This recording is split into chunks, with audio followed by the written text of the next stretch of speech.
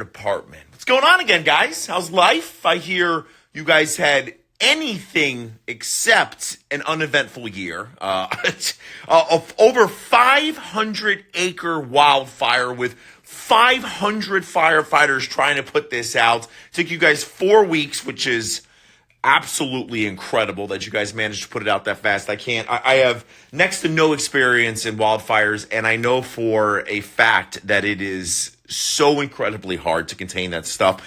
And you guys managed to do this without having a single structure burned down. That in itself is by far one of the most impressive things I've ever heard. You guys are so good at your job. You were able to bring so many different firefighters together and honestly all work together perfectly to protect the structures and do everything that you are obviously so good at. I hear you got a couple cases of wild poison ivy. That's fine. That's going to happen when you're out there rubbing yourself all over different foliage. But if that's the worst thing that happened, that speaks volumes to who you guys are. I hope you're enjoying this upcoming Christmas. I hope you guys are celebrating it. You have earned it. I hope you are enjoying some much needed cool weather. And I have a specific shout out to Blake, Jacob, and Antonio, who are finishing up their probation, and they will be promoted to the second class firefighters. Guys, girls, Brinnon Fire Department, you guys are rock stars. You demonstrated this year, knocking it out of the park. You took a 500-acre wildfire and punched it in its face. And then made sure you protected everything. Got a little poison ivy on you. But either way, you guys killed it, man. Congratulations, Brinnon Fire Department. Happy Merry Christmas. Happy New Year. Keep being awesome. I love you. Your citizens love you. Your community loves you. You guys are freaking awesome. See you later.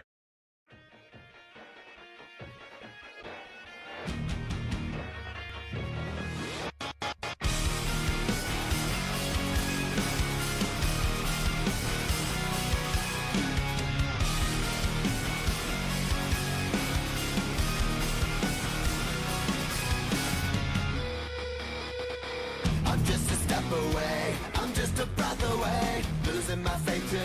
Falling off the edge today. I am just a man, not superhuman. I'm not superhuman. Someone save me from the haze. It's just another war.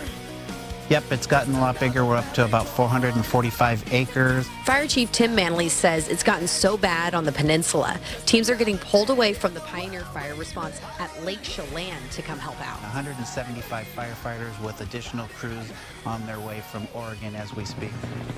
And more resources, that's a big deal for small town Brinnon. They've only got 2 career firefighters working per shift. And if you live here in town, odds are you can spot it from your front yard. Just look at the wall of smoke rising from this ridgeline. It's roaring across Mount Jupiter. We could clearly see that it had crested and is now on the other side. The chief took us up Duckabush Road to get a better look at it. 201 from duty. When we drove up the same way Thursday, the fire was within a couple hundred yards of us. Ash was falling. You could even hear it crackle.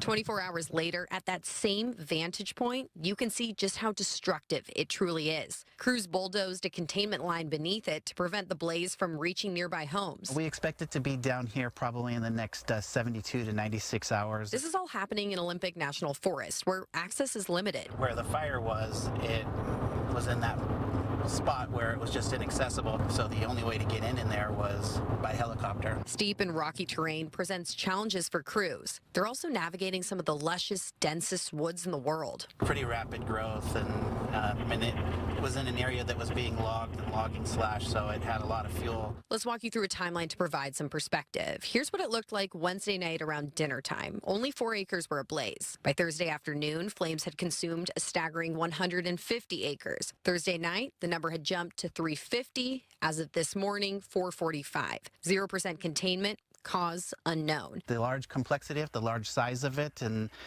then we've had the the weather that stayed in a lot longer. The chief says the marine layer off Hood Canal complicated things Friday morning. Choppers can't fly through such low visibility, and they need these helicopters to pull water from nearby Lake Cushman and drop it on the burn. Rain in the forecast is giving these crews some hope, but there is also wind coming along with it. So will the rain be enough to help these firefighters out some, give them a bit of a break, or will the wind really keep this fire spreading deeper into the heart of Olympic National Forest? Engine 4-1, Rescue 4-1, Brush 4-1. Brush fire near 1000 block of Duckabush Road, Brinnon South. Brush fire in the area of 1000 block of Duckabush Road, Brinnon South. Time 1707 KOM 74. Com Duty Chief 4-1 will be en route. Can you also tone District 2 for a brush truck to respond?